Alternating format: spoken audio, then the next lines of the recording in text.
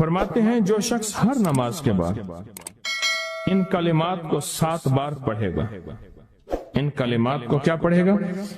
7 بار پڑھے گا ان کلمات کو، حیرت انگیز طور پہ فرمایا کہ اللہ پاک جل شانہ اس کو ولایت کا تاجدار بنائیں گے اور اتنا عطا فرمائیں گے کہ اس کے ذریعے سے وہ کاغذ کہاں ہے جو لبنان کے کوہ لبنان کا کاغذ ہے؟ آپ حضرات نے مجھے کہا ہم وہ دیں گے، کوہ لبنان کا کاغذ جو یہ پڑھے گا اللہ اس کو اتنا عطا فرمائیں گے. آپ ذرا چھوٹے سا ایک لفظ کہہ رہا ہوں، جو یہ پڑھے گا اللہ اس کو اتنا عطا فرمائیں گے، اتنا عطا فرمائیں گے، اتنا عطا فرمائیں گے کہ اس کے ذریعے سے لوگوں کو روزی دیں گے.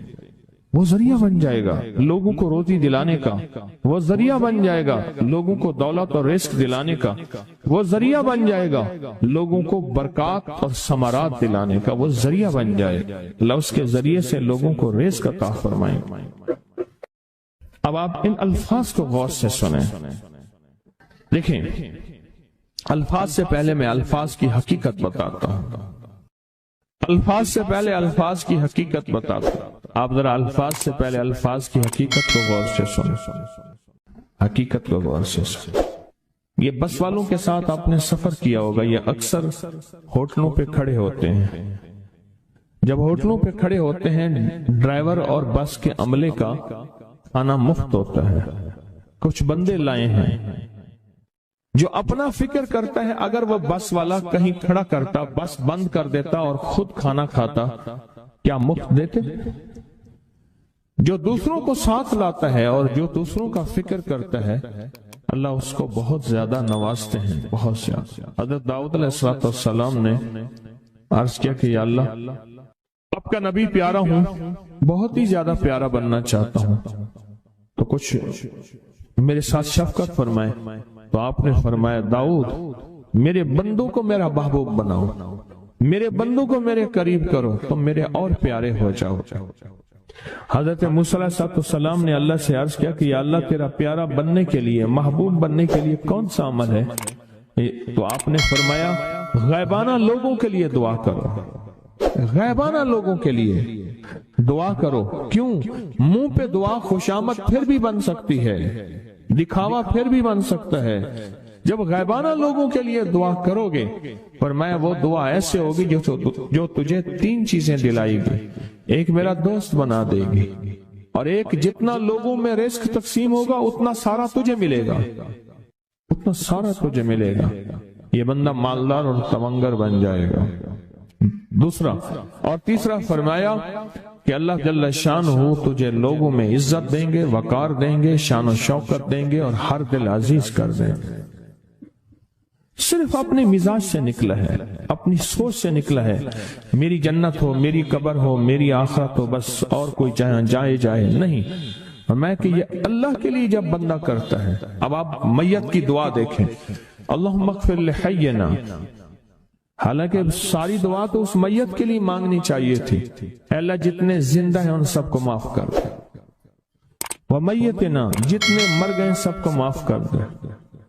میت سامنے پڑا ہے، پین سامنے رکھ کے میت کے لیے دعا نہیں مانگی جا رہی، پہلے سارے زندوں کے لیے تاکہ ان کا خاتمہ ایمان پہ ہو، پھر میتوں کے لیے وشاہدنا جو موجود ہیں، وغائبنا جو اس وقت نظر نہیں آ رہے غائب ہیں، وصغیرنا وہ چھوٹے ہیں، وکبیرنا وہ بڑے ہیں، وذکرنا وہ مذکر ہیں، وانثانا اے اللہ جو مؤنث ہیں. یہ دعا مانگ کے پھر کہتا ہے اللہم من احییتہ منا فاحیہ علی الاسلام، اللہ زندگی گزارنا تو کملی والے کے غلامی میں، ومن توفیتہ منا فتوفہ علی الایمان، اے اللہ اگر موت ہو تو ایمان کی موت دے دے. جو بندہ دوسروں کے لیے مانگتا ہے، جو بندہ دوسروں کے لیے چاہتا ہے، دوسروں کے لیے چاہتا.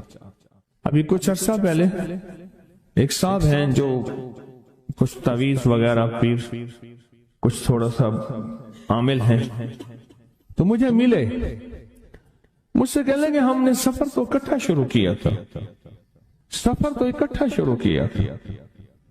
اور مجھ سے کہنے لگے اتنے آگے نکل گئے، وجہ؟ میں نے کہا فرق اتنا ہے، تو نے چھپایا میں نے بتایا، بس تو نے چھپایا میں نے بتایا۔ کہنے لگا نہیں کوئی اور وجہ ہے۔ اچھا میں پھر اسے باتیں اور چلتی رہیں چلتے چلتے میں نے اس سے میں نے کہا کہ سورۃ والضحیٰ کا عمل ہے تیرے پاس اور تو پڑھتا ہے کام ہو جاتا ہے۔ ہنس پڑا، ہاتھ پہ ہاتھ مارا، کہنے ہاں ہے۔ میں نے کہا وہ بتا دو۔ بتاؤں گا، میں نے کہا بتا دو، فائدہ ہو جائے گا مجھے بھی۔ اچھا وہ پہلی بات وہ بھول گیا۔ میں نے کہا تو چھپاتا ہے میں بتاتا ہوں۔ باتیں ہوتی رہیں لمبی باتوں کے بعد میں نے کہا سورۃ والضحیٰ کا عمل بتاؤ، نہیں بتایا۔ میں نے کہا تجھ میں اور مجھ میں فرق یہی ہے، میں سورۃ یہی والضحیٰ کا عمل، میں نے کہا یہی ہے جس کے کاف میں 9 بار یا کری۔ میں کہا پتا تو مجھ سے کیوں پوچھتا ہے؟ میں نے کہا تجھے یہ بتانا چاہتا تھا تو چھپاتا ہے میں بتاتا۔ تو مدد اس کے مطابق آتی ہے۔ اللہ کو اپنی مخلوق اپنے بندے پسند ہیں، جو اپنے بندوں کو، اللہ کی بندوں کا راحت کو سوچتا ہے، جو اللہ کے بندوں کی اندر کے درد اور مشکلات اور مسائل کو سوچتا ہے، اللہ پہلے اس کا بھلا کر دیتا ہے۔ ہو بھلا کر بھلا، ہو بھلا سو بھلے کا بھلا، بھلا کر بھلے کی جگہ بھلا ہوگا۔ اب یہ جو دعا ہے، یہ جو دعا ہے جو میں آپ کو بتانے لگا ہوں، اب اس کے لفظوں پہ غور کریں۔ اللہم اغفر لامت محمد صلی اللہ علیہ وسلم۔ اللہ، اب حالانکہ آپ نے لیے پڑھ رہا ہے، اللہ ساری امت محمدیہ کو معاف کر۔ اللہم ارحم امت محمد، اللہ امت محمدیہ میں جتنے بھی ہیں سب پہ رحم فرما، رحمت فرما، مغفرت فرما۔ اللہم اصلح امت محمد، اللہ امت محمدیہ کی جتنے بھی مشکلات مسائل ہیں ان کی اصلاح کر دے، پریشانیاں دور کر دے۔ اللہم استر، اللہ ان کے پردے رکھ دے، امت محمدیہ کے پردے رکھ دے، امت محمدیہ کے پردے رکھ دے، اللہ کسی کے پردے نہ ہٹا، اللہ سب کی مغفرت فرما، اللہ پردے رکھ دے، پردے رکھ دے سب۔ اور اللہم اجبر، کیا فرمایا؟ اللہ ٹوٹے دلوں کو جوڑ دے، جتنے دل ٹوٹے ہوئے ہیں اور دل آپس میں ٹوٹے ہوئے ہیں، آپس میں دل ختم ہو چکے ہیں، گھر ٹوٹنے والے ہیں، طلاقوں تک نوبت پہنچی ہے، یا دل ایسا ٹوٹا ہے کہ مانگ مانگ کے تھک گیا ہے، اللہ جتنے بھی ٹوٹے دل ہوئے ان سب دلوں کو تو جوڑ دے، سب لوگوں کو۔ اللہم فرج، اے اللہ لوگوں کے لیے کشادگیاں کر دے، رزق کی کشادگی، صحت کی کشادگی، برکت کی کشادگی، رشتوں کے لیے کشادگی، کاروبار کے لیے کشادگی، زندگی کے سفر کے لیے کشادگی، اے اللہ لوگوں کے لیے کشادگی اور رحم کا معاملہ کر۔ اب آپ سوچیں اس ساری دعا میں ایک دفعہ بھی اپنے لیے مانگا؟ ایک درویش کے پاس ایک بندہ گیا، حضرت ولایت کا کوئی شارٹ کٹ بتائیں، بالکل آسان راستہ۔ فرمایا جب کوئی غیر مسلم بغیر کلمے کے مر جائے، کسی کونے میں منہ دے کے رو لینا، اللہ تجھے ولایت دے دے گا۔ احساس، درد، غم، اللہ کو یہ پسند ہے، اور اللہ کے ہاں اس کی قیمت ہے، اور اللہ کی بارگاہ میں اس کی قیمت ہے۔ اس پورے کے پورے وظیفے میں، اس پورے کے پورے وظیفے میں آپ یہ دیکھ لیں ایک دفعہ بھی اپنے لیے نہیں مانگا گیا۔ اللہم اغفر لامت محمد، اللہم ارحم امت محمد، اللہم اصلح امت محمد، اللہم استر امت محمد، اللہم اجبر، اللہم فرج، اللہم منصر، اللہ سب کی مدد فرما۔ اللہم اغفر لے، اللہ سب کو معاف کر دے۔ ایک چیز بھی اپنے لیے ہی نہیں مانگی۔ ایک ہے کہ مجھے دے دے، ایک ہے اس کو بھی دے دے، اس کو بھی دے دے مجھے نہ دے، اس کو بھی دے دے مجھے نہ دے۔ جو دوسروں کا فکر کرتا ہے، امت کے یہودی، عیسائی، ہندو، سکھ، نہ ماننے والے اور ماننے والے مسلمان، ان سب کا جو فکر کرتا ہے اللہ اسے سب سے زیادہ بھی دیتا ہے، اللہ اسے جھکتا بھی دیتا ہے۔ یہ جو عمل ہے نا، یہ عمل عجب عمل ہے، عجب عمل ہے۔ یہ کاغذ جتنے پڑے ہیں دیکھیں کتنی تعداد میں ہیں جو مجھے دیے ہیں، یہ عمل ہے۔ امام جلیل یمنی یافعی فرماتے ہیں ہم چند دوست مل کر کوہ لبنان پر گئے تاکہ وہاں کے رہنے والے، سنا ہے کوہ لبنان میں وہاں عابد رہتے ہیں، زاہد رہتے ہیں، ابدال رہتے ہیں، شاید ہماری بھی کسی سے ملاقات ہو جائے۔ کہنے لگے ہم 3 دن تک مسلسل چلتے رہے، ہمیں کوئی ہستی نہ ملی۔ اسی دوران میں میرے پاؤں میں چوٹ لگ گئی اور میں چلنے سے عاجز ہو گیا۔ آخر میں بلند پہاڑی پر آ کر بیٹھ گیا۔ میرے ساتھی یہ کہہ کر کہ تم یہاں پر آرام کرو، ہم اطراف میں گھوم کر آتے ہیں کہ شاید کوئی ابدال مل جائے، کوئی درویش مل جائے، کوئی بزرگ مل جائے، اس کی ہم زیارت کر لیں، دعا کرا لیں۔ وہ دونوں چلے گئے، میں اکیلا بیٹھا رہا، شام تک نہ آئے، حتیٰ کہ رات ہو گئی، وہ نہ آئے۔ اکیلا پہاڑی اور بیابان میں تڑپتا رہا، بھوک، پیاس، دکھ، تکلیف، پاؤں کی تکلیف، پردیسی، مسافر، بیابان، جنگل۔ دوسرے روز میں نے وضو کے لیے پانی تلاش کیا تو پہاڑی کے نیچے پانی کا ایک چشمہ نظر آیا۔ وہاں وضو میں کے لیے کھڑا ہوا تو اثناء نماز کسی تلاوت والے کی آواز سنائی دی۔ نماز سے فارغ ہو کر میں آواز کی طرف چل پڑا۔ چلتے چلتے ایک غار نظر آیا، میں دیکھا تو ایک بزرگ ہیں اور وہ بھی نابینا ہیں۔ میں نے انہیں سلام کیا، انہوں نے سلام کا جواب کر کے پوچھا انسان ہو یا جن؟ میں نے کہا جی میں آدمی میں سے ہوں، انسانی میں سے ہوں۔ اور پھر انہوں نے حیرت سے پڑھا لا الہ الا اللہ وحدہ لا شریک لہ، میں یہاں 30 سال سے ہوں اور آج تک میں نے کسی آدمی کو نہیں دیکھا۔ کتنے سال سے؟ 30 سال زندگی کے گزر گئے ہیں، آج تک ایک آدمی نہیں دیکھا۔ تم یہاں کیسے آ گئے؟ تم یہاں کیسے آ گئے؟ تم یہاں کیسے آ گئے؟ تو میں نے کہا کہ تم لگتا ہے تھک گئے ہو، تھوڑی دیر کے لیے سو جاؤ۔ میں آگے چل کے دیکھا تو غار میں 3 قبریں بنی ہوئی تھیں۔ مجھے حیرت ہوئی لیکن تھکان بہت زیادہ تھی، مجھے نیند آ گئی۔ ظہر کی نماز کا وقت ہوا تو انہیں آواز دی کہ اللہ تم پر رحم کرے، اٹھو نماز کا وقت ہے۔ باوجود نابینا ہونے کے اوقات نماز کے ماہر اور واقف تھے۔ میں نے اٹھ کے ان کے ہمراہ نماز پڑھی، اس کے بعد وہ عصر تک تلاوت کرتے رہے۔ جب عصر سے فارغ ہوئے تو کھڑے ہو کر انہوں نے 3 مرتبہ یہ دعا پڑھی جو یہ دعا میں نے ابھی پڑھی ہے، صرف 3 مرتبہ پڑھی، 3 مرتبہ یہ دعا پڑھی۔ عارف شاذلی ابو نعیم اصفہانی کے ساتھ لکھی ہے جب ہم مغرب سے فارغ ہوئے تو میں نے ان سے دریافت کیا یا شیخ آپ امت کی مغفرت والی یہ دعا آپ کو کس نے سکھائی؟ یہ آپ کو موتی ملا تو کہاں سے ملا؟ یہ سن کر اس نابینا بزرگ نے یوں فرمایا جو شخص اس دعا کو روزانہ دن میں صرف 3 بار پڑھ لیتا ہے اللہ اس کو ابدالوں میں شامل کر لیتا ہے۔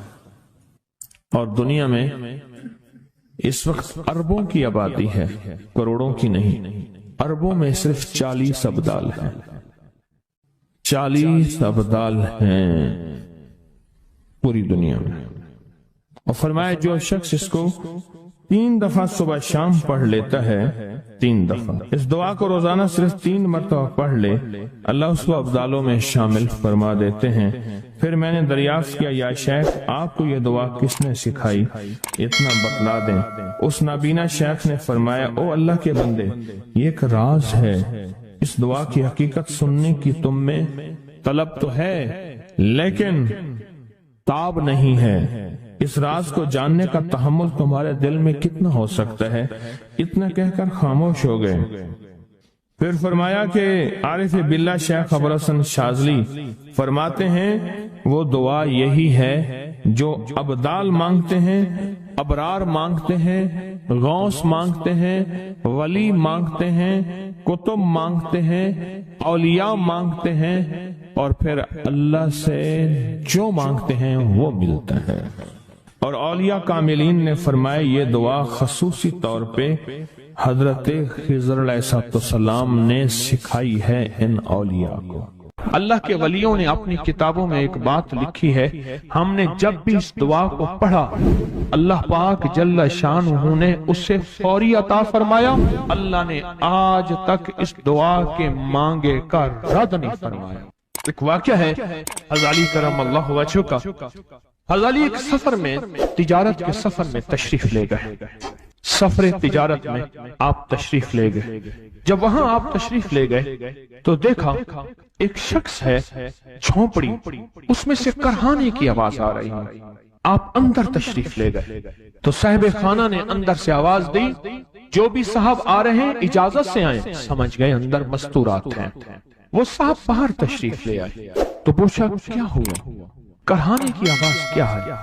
کہا میری بیٹی ہے، جنگل میں لکڑیاں لینے گئی، اس کے اوپر ایک درخت گر گیا کاٹتے کاٹتے، اور اس کی وجہ سے اس کی کمر ٹوٹ گئی ہے۔ اب یہ بستر پہ پڑی ہے، اب یہ بیچاری تکلیفوں اور دکھوں میں۔ آپ نے فرمایا کوئی مسئلہ نہیں، میں ایک عمل کرتا ہوں، تو ایسا کر صرف اس کا کپڑا لے آ۔ آپ نے اس کے کپڑے کو سامنے رکھا، اس کو کہا اس کو پکڑ، اور اس کی طرف یوں انگلی کی، اور یہ دعا جو اب ہم پڑھنے لگے ہیں، بس یہ دعا پڑھی، اور صرف چند بار ہی پڑھتی اندر آوازیں خاموش ہو گئیں، چپ ہو گئی۔ آپ نے فرمایا پوچھو جا کے۔ آپ وہ بندہ اندر گیا تو واپس آیا، کہا بیٹی کو نیند آ گئی ہے، آج کئی ہفتے ہو گئے ہیں سو نہیں سکی، در سے کرہا رہی تھی، اس کو نیند آ گئی ہے۔ آپ فرمانے لگے میں سفر میں جا رہا ہوں، جب واپس آؤں گا نا پھر پوچھوں گا، اگر کوئی تکلیف ہوئی تو پھر دم کروں گا، پھر دعا کروں گا، اور انشاءاللہ ٹھیک ہو جائے گی۔ آپ چلے گئے، آگے تشریف لے گئے تو آپ کے ہم سفر تھے، ان کی سواریاں تھیں، ان میں سے ایک گھوڑا تھا جس گھوڑے کو ٹھوکر لگی، چوٹ لگی، اس کے اگلے پاؤں کی ہڈی گھٹنا باہر نکل گیا، وہ ایک طرف ہو کے بیٹھ گیا، اس کا گھوڑا چل نہیں سکتا تھا۔ اس نے آ کے حضرت علی کرم اللہ درخواست کی کہ آقا اس کے لیے کچھ فرما دیں۔ فرمایا میں اس کے لیے دعا کرتا ہوں، یہ ٹھیک ہو جائے گا۔ اور آپ نے دعا پڑھنا شروع کر دی، اور فرمایا یہ اس کے ہاتھ پہ، اس کی ٹانگ پہ آپ نے ہاتھ پھیر دیا، جو معذور تھی، ٹوٹی ہوئی نکلیا ہوا گھٹنا تھا، فرمایا ٹھیک ہو گیا۔ اور قافلے والوں نے دیکھا وہ گھوڑا سب سے آگے تھا، سب سے سبک رفتار تھا، اور سب سے لاجواب تھا۔ آگے ایک جگہ تشریف لے گئے تو قافلے کو پیاس لگی، پانی کی ضرورت تھی، کنواں دیکھا تو کنواں خشک تھا۔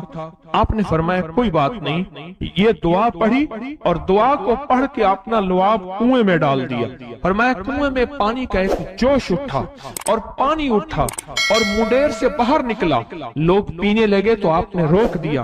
فرمایا مت پیو، کنویں کا جو کھڑا کالا پانی ہے وہ نکل جائے، اور پھر شفاف پانی جب نکلا فرمایا یہ پانی پیو، مشکیزیں بھرو، سواریوں کو پلاؤ۔ قافلہ چلتا رہا، آگے تشریف لے گئے، آگے دیکھا تو کھانا ختم ہو گیا، اتنا کھانا تھا کہ اب کھا لیں، آئندہ کیسے کھائیں گے؟ تو آپ نے فرمایا جو کھانا ہے لے آؤ۔ آپ نے کھانے کو رکھا، اوپر کپڑا ڈال دیا، اور یہ دعا پڑھنی شروع کر دی جو ابھی ہم بیٹھ کے پڑھیں گے، خوش قسمت ہیں۔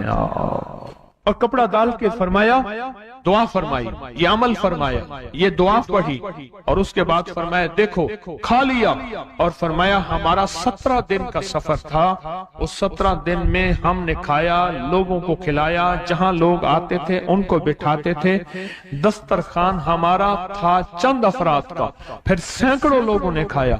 17 دن کے سفر میں تھوڑی سی کمی بھی نہ ہوئی، جب گھر لوٹے تو وہی کا وہی ہمارا خزانہ، کھانا وہی سارا توشہ موجود تھا۔ آگے تشریف لے گئے تو ایک تجارت میں ایک دیکھا تو ایک بندہ ہے ٹھیکریوں پہ ٹھیکریاں مار رہا ہے، آپ اس کی طرف تشریف لے گئے، آپ نے اس کو جا کے دیکھا، لگتا ہے کہ تو پرانا جواری ہے، اس نے کہا جوا کھیلتا تھا، سب کچھ ہار بیٹھا ہوں، ہر چیز زندگی ختم ہو گئی ہے۔ آپ نے فرمایا اچھا ایسا کر توبہ کی نیت کر لے، اللہ سے توبہ کر لے، اور پھر میں تیرے لیے دعا بھی کرتا ہوں، عمل بھی کرتا ہوں، تو ایسا کر پتھر پہ پتھر مار، تیرا ہر پتھر سونے کا بنتا جائے گا۔ آپ بیٹھ گئے، اس نے ویسے ہی پتھر پہ پتھر مارا، اور جیسے بیچارہ بے بسی کی حالت میں پہلے مار رہا تھا، آپ نے دعا کرنی شروع کر دی، یہ دعا پڑھنی شروع کر دی، اور دعا پڑھتے پڑھتے دیکھا تو لوگوں نے پتھروں کی شکلیں بدلنا شروع ہو گئی، اور جو پتھر بھی اس کے ہاتھ میں آیا تھا وہ سارے پتھر سونے کے بن گئے۔ آپ نے سارا سونا اس کو دیا، چل پڑے۔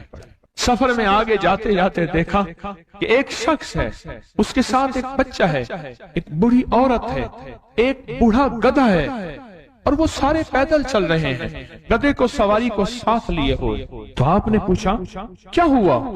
انہوں نے کہا ایک سانپ ہے جو اس گدھے کے پہ مسلط ہے، اس سامنے بیٹھا ہے، وہ نیچے نہیں اتر رہا، ہم نے مارنے کی کوشش کی ہے، اس کی پھنکار سے عصا جل جاتا ہے، اور جلا ہوا عصا دکھایا، ڈنڈا جلا ہوا دکھایا کہ ایک پھنکار سے ڈنڈا جل جاتا ہے، وہ مسلط ہے گدھے پہ، ہم پیدل چل رہے ہیں، منزل پہ ہے، سانپ مسلط ہے، اس کا کوئی حل نہیں۔ آپ نے فرمایا اس گدھے کو اس جھاڑی سے، اس درخت سے باندھ دو، اور باندھ کے آپ قبلہ رخ ہوئے اور یہ دعا پڑھنی شروع کر دی، اور فرمایا پھر دوسرے رخ ہوئے اور یہ دعا پڑھنی شروع کر دی، اور تیسرے رخ ہوئے، اور دعا پڑھنے کے بعد آپ نے اس سانپ پہ پھونک مارا، سانپ چونٹی بن کے چھلانگ لگائی اور غائب ہو گیا۔ تو انہوں نے پوچھا آقا یہ کیا تھا؟ فرمایا یہ تمہارے اوپر ایک دشمن جن مسلط تھا جو کہ تمہاری جانوں اور عزتوں کا لٹیرا تھا۔ آخرکار آپ کے غلام نے آپ سے پوچھا آقا اگر آپ یہ دعا ہمیں سکھا دیں، چشمہ فیض سے گر ایک اشارہ ہو جائے، چشمہ فیض سے گر ایک اشارہ ہو جائے، لطف ہو آپ کا اور کام ہمارا ہو جائے۔ آئیں بسم اللہ کر کے اس دعا کو پہلے سنتے ہیں۔ یا وہاب حبلی من نعمت الدنیا والآخرہ انک انت الوہاب۔ اللہ کے ولیوں نے اپنی کتابوں میں ایک بات لکھی ہے، ہم نے جب بھی اس دعا کو پڑھا اللہ پاک جل شانہ نے اس سے فوری عطا فرمایا، ورنہ اس کی نسبت عطا فرمائی، اور ورنہ چند لمحوں میں عطا فرمایا، ورنہ چند دنوں میں۔ اللہ نے آج تک اس دعا کے مانگے کا رد نہیں فرمایا۔ میری ایک درخواست ہے سورۃ اخلاص 2 تسبیح زندگی کا معمول بنا لیں، اس کو تو کبھی نہ چھوڑیں۔ کیا خیال ہے؟ 2 تسبیح زندگی کا معمول بنا لیں، اس کو کبھی نہ چھوڑیں۔ اس کا فائدہ کیا ہوگا؟ اس کے انوکھا فائدہ ہوگا۔ اللہ پاک نا نور کی برکت سے، اعمال کی برکت سے نسلوں میں نور اور خیر عطا فرماتے ہیں، پھر نسلوں میں وہ نور چلتا ہے، نسلوں میں وہ برکتیں چلتی ہیں، بعض اوقات دوسری نسل میں، بعض اوقات تیسری نسل میں، اور بعض اوقات اسی نسل میں۔ عرض کر رہا تھا کہ اپنی زندگی میں اس نور کی روشنی کو ساتھ لے کر چلے۔ 2 تسبیح سورۃ اخلاص کی تو زندگی میں نہ چھوڑیں۔ سفر میں جا رہے ہیں، حضر میں جا رہے ہیں، صحیح جا رہے ہیں، پیدل چلتے پڑھ لیں، گاڑی چلاتے پڑھ لیں، گاڑی میں بیٹھے پڑھ لیں، کہیں دفتر میں بیٹھ کے پڑھ لیں، مجبوراً وضو نہیں تو بھی پڑھ لیں، پر چھوڑے نہیں۔ کیوں؟ آپ کی زندگی میں اس کا نور نسلوں میں منتقل ہوگا، اور اس کا نور نسلوں میں جائے گا، اور نسلوں میں رزق، دولت، عزت کے اللہ دروازے کھول کے دکھائے گا۔ ایسا نور ملے گا آپ سوچ نہیں سکتے، ایسا نور ملے گا۔ کون سا مسلمان ہے جو کہتا ہے مجھے سورۃ قل ہو اللہ، سورۃ اخلاص نہیں آتی؟ ہر بندے کو آتی ہے۔ اگر کوئی کمزور علم رکھنے والا ہے تو تھوڑی سی محنت کرے، یاد کرے تو اس کو یاد ہو سکتا ہے، اس کو یاد ہو سکتا ہے۔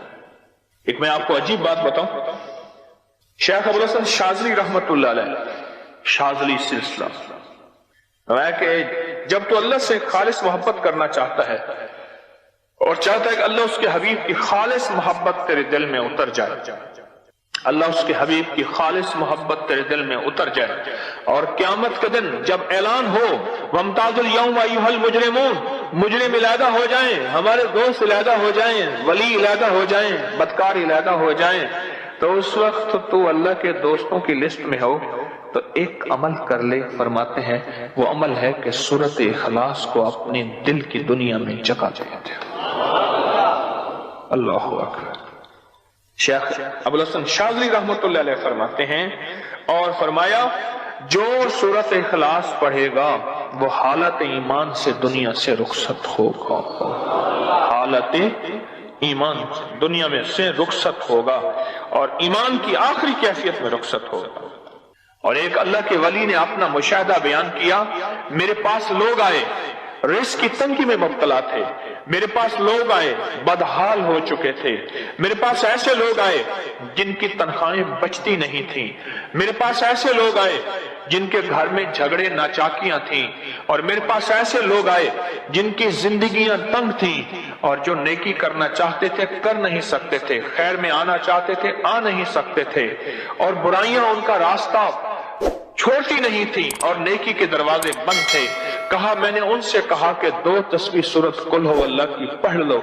جب سے انہوں نے پڑھنا شروع کیا سورۃ قل ہو اللہ ان کا ضامن بن گیا، اور سورۃ اخلاص ان کا سہارا بن گئی، اور سورۃ اخلاص ان کا ساتھی بن گئی، اور سورۃ اخلاص ان کا محافظ بن گئی، اور سورۃ اخلاص ان کا معاون بن گئی، اور سورۃ اخلاص ان کو زندگی میں لے کر چلنے والی روشنی بن گئی، اور ان سے سارے اندھیرے چھٹ گئے اور ساری ظلمتیں چھٹ گئیں، اور خیریں اور برکتیں ان کی چوکھٹوں ان کے دروں کو مالا مال کر